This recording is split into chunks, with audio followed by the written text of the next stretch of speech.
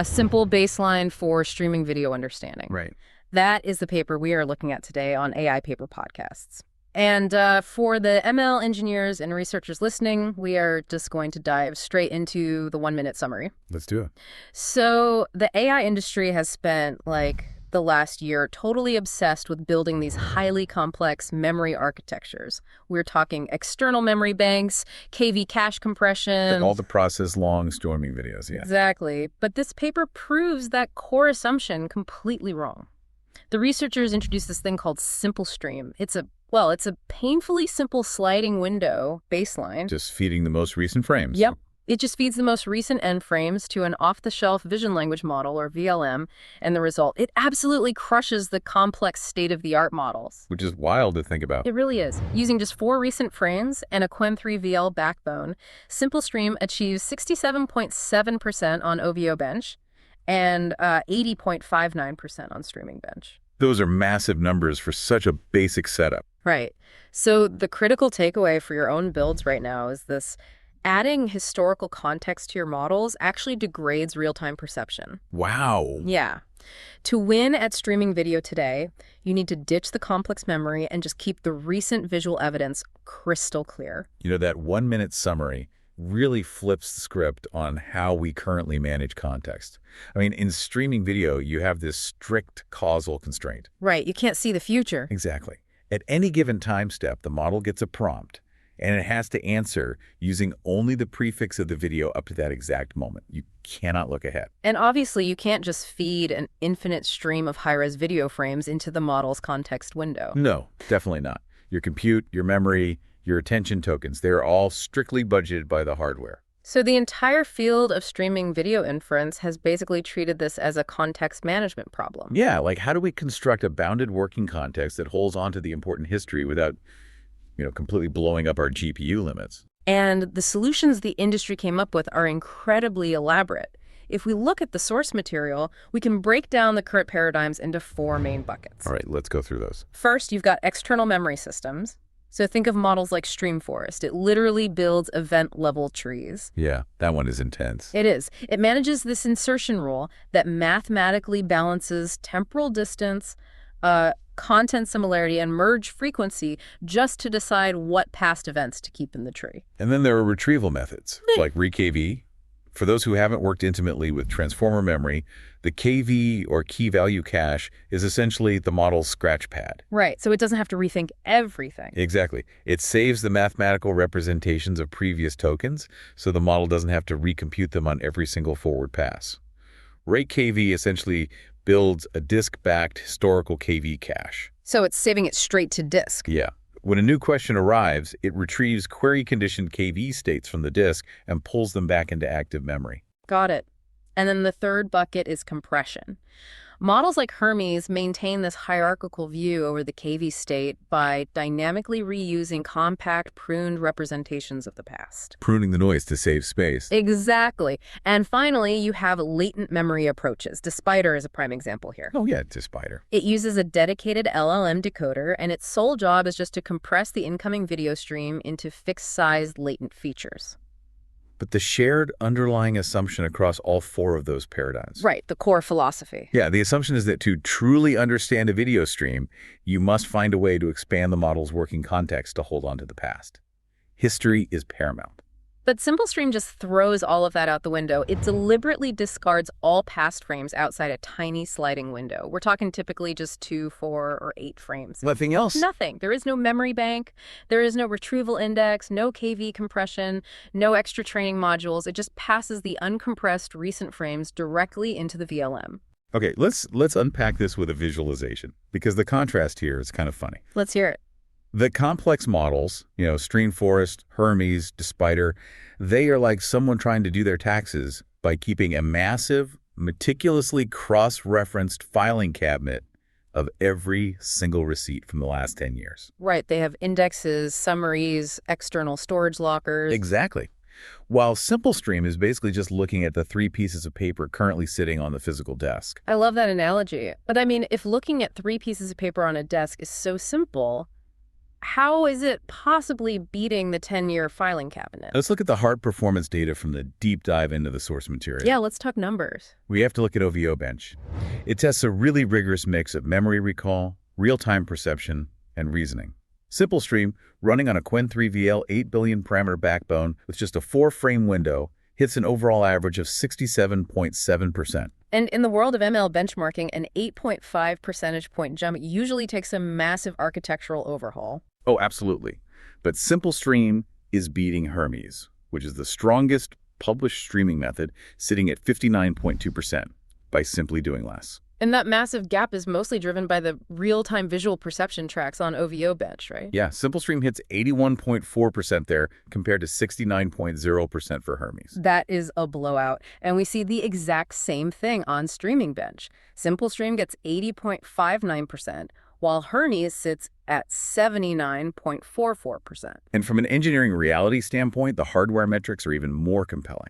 Oh, because it dumps the old frames. Exactly. Because SimpleStream ruthlessly discards older frames, its peak GPU memory usage stays incredibly flat. The scaling mechanics are completely different. How flat are we talking? If you look at the data for a 4-frame window, the peak memory hovers right around 35 gigabytes. And that is true whether the model has observed 16 frames or 512 frames. Because it's a sliding window. It's constantly dumping the cache outside that window. Right, so the attention mechanism doesn't have to calculate quadratic relationships for thousands of historical tokens. Contrast that with something like Despider. Despider balloons up to over 3,800 gigabytes of memory demand as the stream goes on. Crazy. Even StreamForest hits over 800 gigabytes, and SimpleStream just cruises along at a flat 35 GB. And what about latency? We have to consider TTFT time to first token. Right, the startup latency. Yeah, how long it takes the model to generate the very first word of its answer. SimpleStream maintains highly competitive TTFT, proving that low startup latency doesn't require maintaining all these complex, pre-computed historical states. It's fast, it's cheap on memory, and it wins on accuracy. But, and this is a big but, this brings up the obvious structural flaw in the simple approach. I was just thinking about this. Wait a second. If SimpleStream is literally only looking at the last 4 frames, how is it not failing miserably at backward tracing tasks? That's the million-dollar question. I mean, if you have a video that is 10 minutes long and the user asks a question about something that happened in minute 2, those frames are gone. They are completely outside the 4-frame window. How does it survive? It's a fair pushback. It physically cannot survive a memory task if the data has been deleted from its working context. The complex models must be better at remembering, right? They are better at remembering. SimpleStream does sometimes lose on memory tasks. The 4-frame window isn't magic. It literally cannot see the past. Okay, so there is a catch. There is, but the paper maps out a profound dynamic that explains why this actually doesn't matter overall. They formalize what they call the perception memory trade-off. The perception memory trade-off. Break that down for us. They calculate 2 specific metrics on OVO-Bench. Delta P, which is the change in real-time perception, and delta M, which is the memory gain on backward tracing tasks like episodic memory and action sequence identification. So they're mathematically isolating exactly what a model gains in historical memory versus what it loses in current scene perception. Exactly.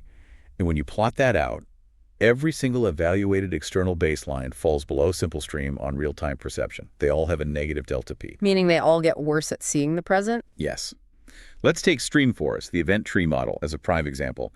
It gets a really strong memory gain. Its delta M is plus 8.9. So it is successfully remembering past events. It is. Yeah. But it pays a massive perception penalty to do it. Its delta P is minus 13.8. Minus 13.8. Yeah. It loses almost 14 points on understanding what is happening right in front of it just to remember what happened 5 minutes ago. Okay, so it's like, imagine you're driving down a busy highway. You are so focused on remembering the color of a car you passed 3 miles ago that you rear-end the truck stopping right in front of you. That is exactly what is happening to these models. But the researchers didn't just assume this was a quirk of StreamForest architecture. They ran an ablation study using visual RAG. Visual RAG, like retrieval augmented generation for video. Yep. They took the simple recent window baseline and explicitly retrieved the top 5 past visual chunks that were most relevant to the query and appended them to the model's context. Oh, so they deliberately forced the simple model to have historical memory. Exactly. And guess what happened? The episodic memory scores improved, just as you'd expect. But the real-time tracks tanked. By how much? Object recognition dropped by 9.2 points. Optical character recognition dropped by 8.1 points. Overall accuracy actually fell. Wow. This exposes the underlying mechanism. What's fascinating here is the concept of attention dilution. Attention dilution. Yes, when you inject compressed historical memory, you actually confuse the model's ability to clearly see the current frame right in front of it. So if we look under the hood of a vision language model, the transformer uses an attention mechanism that assigns probability weights to tokens. Right, it uses a softmax function. Meaning all the attention weights must sum to 100%. So if you flood the context window with retrieved historical frames or blurry compressed KV representations of the past, the softmax function forces the model to distribute its attention weights across all that noise. It literally physically steals mathematical weight away from the crisp, uncompressed present frame. That makes so much sense. It is the mechanical reality of attention dilution. You corrupt the signal that modern VLMs are built to process best clear recent visual evidence. The VLM only has so much attention capacity. Exactly. But, okay, if injecting compressed memory ruins perception, a logical ML engineer might ask, why not just widen the raw visual window? Just give it more pure frames. Yeah. Forget compression, forget retrieval. If 4 raw frames is good, let's just feed it 16 raw frames. Let's expand the sliding window so it has more context, but keep the frames pure. Well, the researchers ran that exact ablation. They tested what happens when you just scale up the recency window, testing 2, 4, 8, and 16 frames. And what did they find? Moving from 2 frames to 4 frames helps. Both overall accuracy and real-time accuracy go up because you're giving the model a bit more temporal motion context. It can see the trajectory of an object. Right, a little bit of motion helps. But moving to 8 or 16 frames causes the performance to flatline. And in many cases, it drops. Wait, really? You'd think more pure data helps, but it actually creates the same attention dilution problem. It does. However, this is heavily backbone dependent. The researchers tested this across a wide variety of models. They used Qwen 2.5 VL ranging all the way up to 72 billion parameters and Qwen 3 VL up to 32 billion parameters. So does a bigger model handle the extra frames better? Yes. The capacity of the backbone dictates how much context it can handle before dilution sets in. The smaller models, like the 2B, 3B, and 7B checkpoints, saturate very early. 4 frames is essentially their sweet spot. So if you give a 7B model 16 frames, its softmax distribution becomes too flat. They get confused by the redundancy.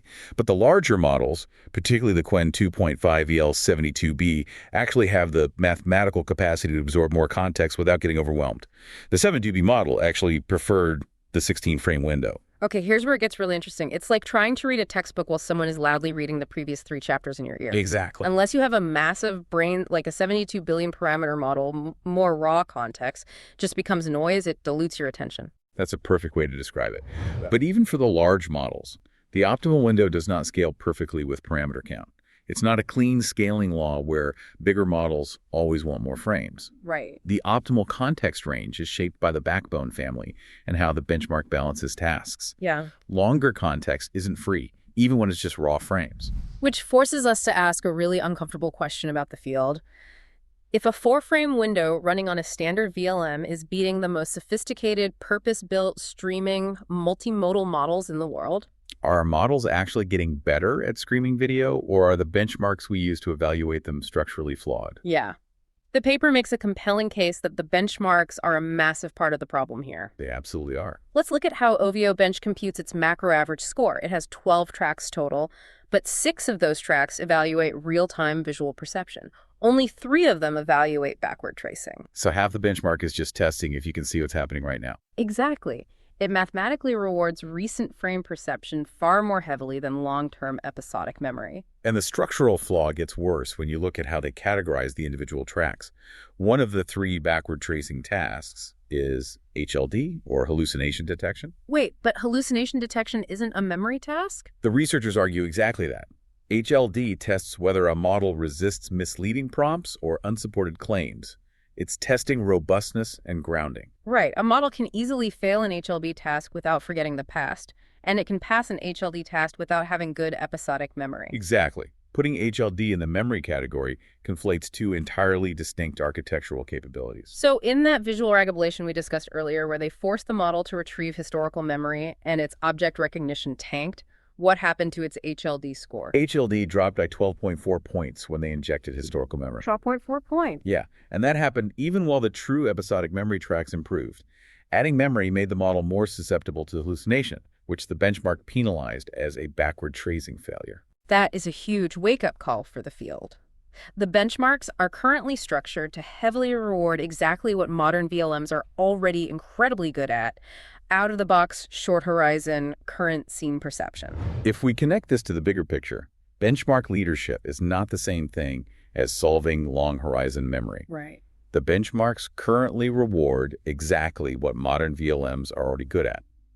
Right now, a model that simply preserves a crystal clear view of the present will absolutely dominate the leaderboards because the leaderboards are weighted toward the present. You can't just build a highly complex memory module, run it through OVO-Bench, get a high score, and claim you've solved streaming video. You might just be riding the coattails of your VLM's based perception skills while actually actively harming it with your memory module. Which leads directly to the researchers' proposed design principle for future streaming architectures. They call it recent first, history on demand. Recent first, history on demand. It sounds incredibly simple, but the implementation is a total paradigm shift. You preserve the crystal clear recent context by default. You do not compress it, you do not dilute it. You let the VLM do what it does best with the current 4 frames. And you only access historical memory when the current evidence is definitively insufficient to answer the user's query. You stop blindly injecting the past into every single forward pass. Protect the present at all costs and query the past only when forced to. When you look at the mechanics of attention dilution, it is the only logical path forward until model architectures fundamentally change. And, when you think about the real-world applications of this tech, it leaves you with a really fascinating question to mull over regarding embodied AI. Oh, definitely. Think about robotics or autonomous driving systems. If standard VLMs naturally suffer from this attention dilution, where thinking about past memory literally corrupts their mathematical ability to process the frame right in front of them, what does that mean for a car navigating a crowded city? It is the ultimate real-world manifestation of the perception-memory trade-off. If a self-driving system allocates too many attention tokens trying to hold on to the memory of a pedestrian it passed 2 blocks ago, will it mathematically dilute its ability to perceive the red stop sign that is directly in front of it right now? Exactly. How do we build systems that can remember the past without going blind to the present? That is the absolute frontier of video understanding. Until we solve that, keep your context short, ditch the complex caches, and keep your present vision clear. Thanks for joining us on this deep dive into the source material. We'll see you next time on AI Paper Podcasts.